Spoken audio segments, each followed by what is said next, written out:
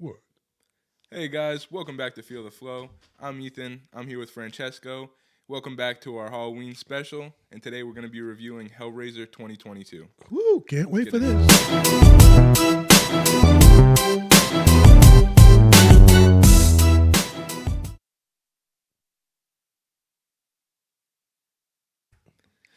So HELLRAISER 2022, starring Jamie Clayton as Pinhead. You got Odessa Azion as Riley, Drew Starsky as Trevor, and Goran, I'm not going to try to even pronounce that last name, is Roland Voigt. So some of the main characters in this movie. And I'll let you hop into your opinions because I have a mixed bag on this movie. Me too. Yeah. Yeah, I'll start off. I don't care. Yeah. I just felt a little displaced in this film. Okay. It started off really well. It did. The story was like, this girl's struggling. She's got a drug addiction. She looks lost. This boyfriend comes and grabs her along and helps her find something, and she'll steal something. They were supposed to steal something, Yep. and it was actually the box. Yep. And we can go on and on, but it started off okay, and then it kind of like got weird on me when she got to the house. Yeah, I agree with you. It kind of got strange. We talked about this, and when we were watching it, I kind of go, "What the hell just happened?" All of a sudden, these people showing up, and I'm like, "Wait a minute, what?" Yeah. I mean, I maybe got to watch it again or something, but Yeah, no, it was something that something was missing. It was like they cut a whole chunk out of it or something. To me, it was like weird. Yeah, I agree with you there. But I think it's already due to a 2-hour runtime. Yeah, budget thing. Yeah, maybe like in that, and then I think it just maybe would have dragged on because it already felt like it was dragging on a little bit at certain points. Don't get me wrong, it wasn't horrible. No, it was a good Hellraiser Yeah, film. It was yeah. like one of the better Hellraiser films that are out there. It's just it still had its flaws, like any Hellraiser film that's out there. Even the first one has its flaws. It's not a perfect movie, but it was definitely one of the best ones in the franchise. One of the best ones. Makeup wise. Makeup, design, cinematography. Yeah, this movie was great. It was. Like Riley, the main character, like you said, she has her drug issues and everything. And then what really kickstarts everything is trying to find this box. Yeah, her boyfriend drags her. They steal this box. Yep. And what really kickstarts everything is when her brother gets taken away and disappeared. He disappears and by you see the chains and everything and and then Roland Voigt, who's like pretty much the main villain besides Pinhead and the Cenobites and all that. You see he has an introduction in the beginning of the film of like how he's been exploring the mythology and all the lores of the lament configuration. Yeah, the box. The box. Because when we first got there, the box was shaped like it was like a I don't know, funky shape, like a star with a point. And then it turned into that pointy thing. Turned into the pointy version. Which actually, that's one of the things I want to praise about this movie too, is that like you said in the past Hellraiser films, you just rub the little circle. There's nothing like there's no rules to the box. No. And I like how in this one they actually set up like a rule that it has 6 different levels. Yep. Configurations. So you had to have six victims. 6 victims, yeah, and that's what I really like. Instead of like, you want to resurrect this person, now you got to just bring me victims, and you get the skin and everything. That was okay. That was cool. That was cool. That was cool. Like I said, some of the story was really good, man. I'm not not for this, but the old ones. I think it just had a better premise for the box. For the box, I got you. But I'm just saying, they had the little pieces that I can say, yay, but then it kind of yeah. So they go on their journey trying to figure out what happened to Riley's brother Matt and everything, and she goes down this tangent of like what's going on. She starts seeing the Cenobites and everything pop up, and she's like questioning herself: is she like crazy? Is she not? What's going on? I thought it was all done pretty well. And another thing I want to praise is the Cenobite, like their design and their costumes and the practical effects here. Because look at Jamie Clayton as Pinhead. And I thought, in my opinion, she was great as Pinhead. She was. What was his name that did the original Pinhead? Escape me again. Oh, jeez. We just said it. We did. Man. You got to go look that up. We got a computer right in front of us, people, so we can look this up. Yeah. But he was great back then for his movies. Doug Bradley, who's iconic. He's iconic as Pinhead. And, so it's like it's a big step for Jamie Clayton to step into that role. Yes. And I thought she did fantastic. I think she did fantastic. I thought the voice was good, the way she acted, the menacing presence. You know, she was very sinister. I think she handled that role very well. Yes. And I love the design. They kind of dropped the leather from the old movies, you know, and like the black leather suits and everything, and they made the Cenobites like more, you know, graphic, you know, like you could see skin and flesh and, you know, more blood. They had the kind of like this almost like gray skin tone with the red flesh kind of. That leather was cool. That leather was cool. That leather was cool, man. It was cool, but I kind of like how they did it with this one. And, you know, I think we can talk more about the Cenobites, you know, how they popped up and everything. Cenobites, man. They were cool in this, and I like their utilization. Cenobites. Are Cenobites? Yeah, Cenobites. Is it Cenobites or Cenobites? Yeah, no, we like could be butchering that, guys.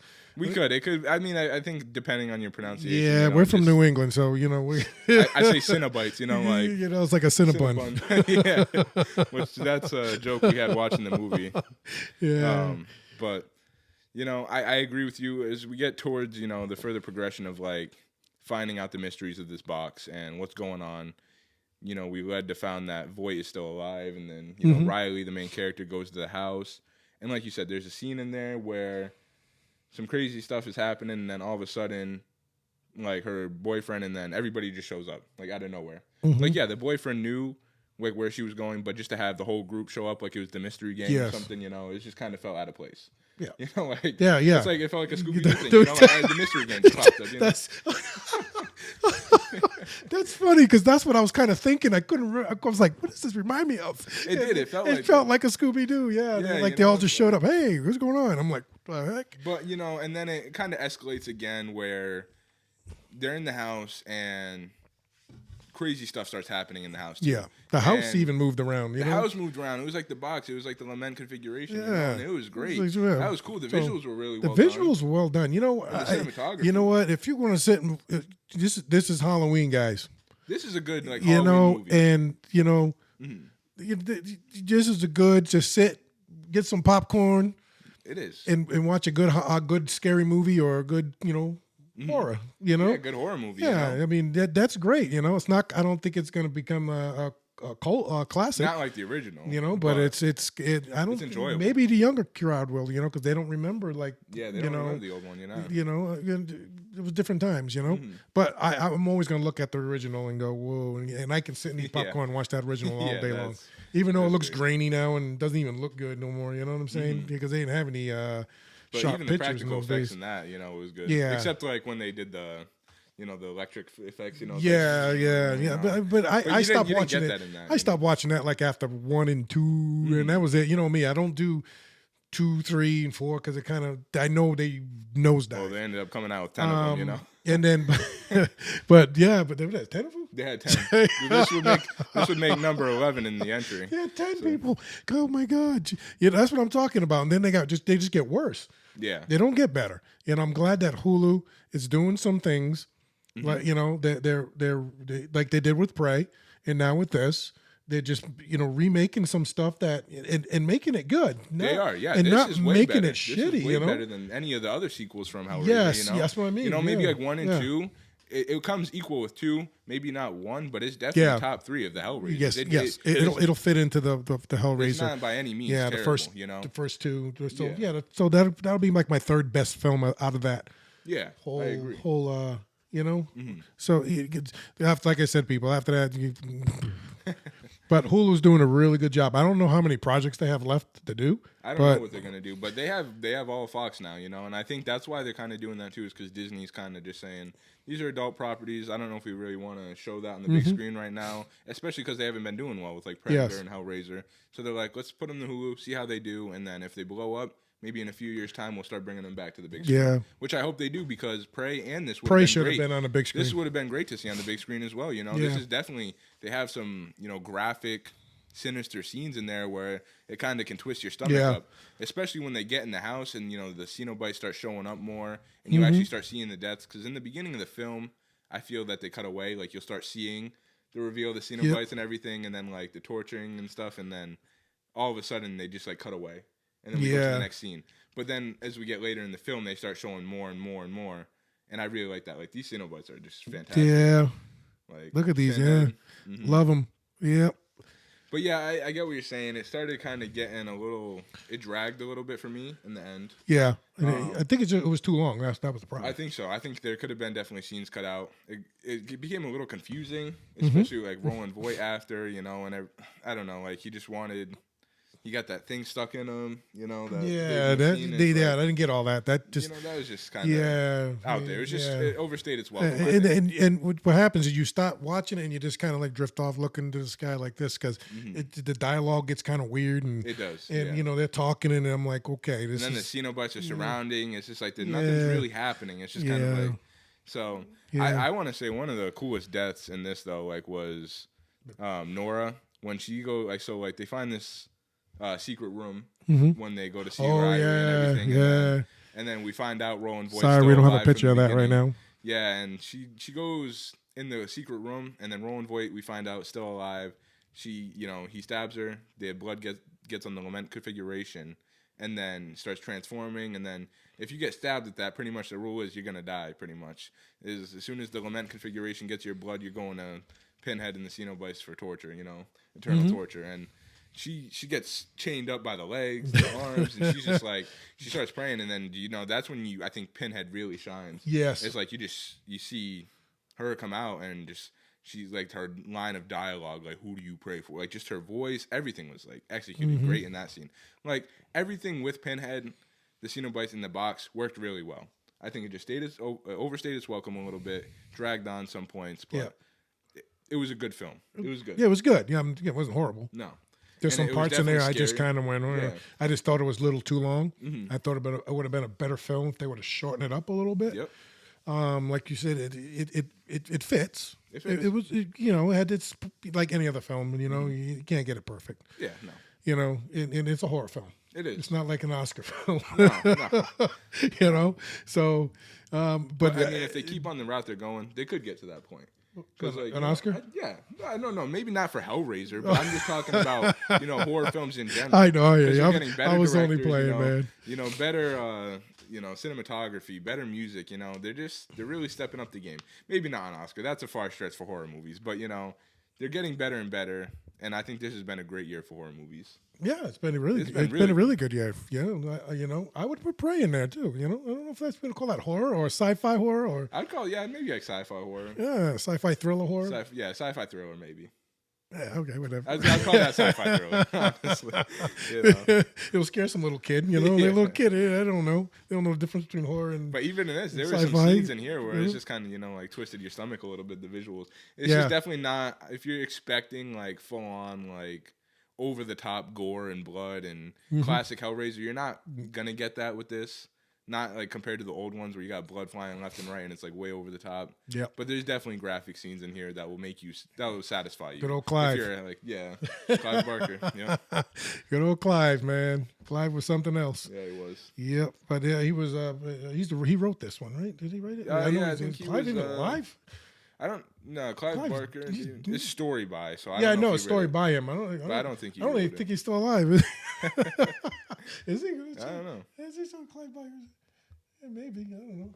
Yeah, he's 70. Damn, he's 70. Huh? Yeah. Yep. What's the last thing he's done?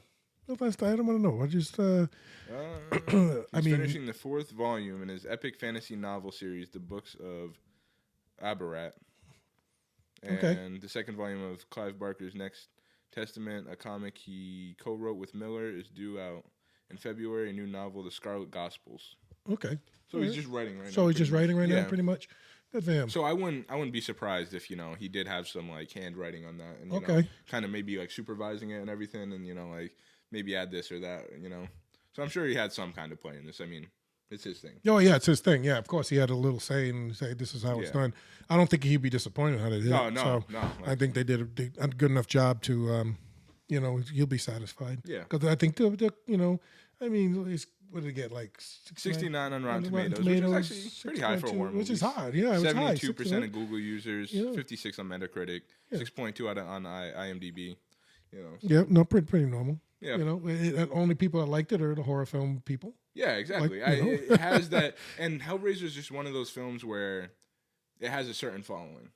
Someone who likes Halloween or, you know, Ghost Scream and Ghostface, they're not going to love Hellraiser. No. It's two totally different things. They're slashers, you know, compared to this, it's like crazy horror and stuff like I don't even know what you'd categorize it, you know, it's just like I'm a fan of horror films. But I'm a fan of certain types of horror films. I'm not much of a slasher person, you know. Even though I grew up in the '80s, and you couldn't get no more worse than the '80s with the slashing. You know, '70s. Well, yeah, we had Texas Chainsaw Massacre. We had a few, you know. But the '80s, man, they went crazy overboard with them. Everybody was getting chopped up in the '80s. Don't go to a campground, you know. You ain't gonna make it. People were scared to walk at night, man. Yeah, so you know, it was good though. It was good. It was solid. I would sit and do it next year for Halloween again. You know, I like, you know, there's a couple of films I want to sit down and watch again, and you know, because this is Halloween. Look at our backgrounds. You know, see they got the webs and stuff up. You know, skulls, skeletons. You know, so What would you rate this? You know, we'll wrap it up. We'll rate it. If I had to rate it, I'd probably give it a strong 6. Strong 6. I think I'd give it a strong 6.5. Yeah. Strong 6. Yeah. You know, that's average. That's good. Like I said, it was a good film. It had its problems, but it's watchable. Good popcorn movie in the dark. You know, definitely a little, you know, spooky here and there. So it's good. Yeah. But it was good. On that note, guys, you know what to do. Hit that like, please, notification bell, subscribe, you know, comment. We always love feedback. That's great. But that's about it. That's all I have. So yeah, me too, man. You all set? That's all I have right now. We'll see you guys soon. So we'll see you soon.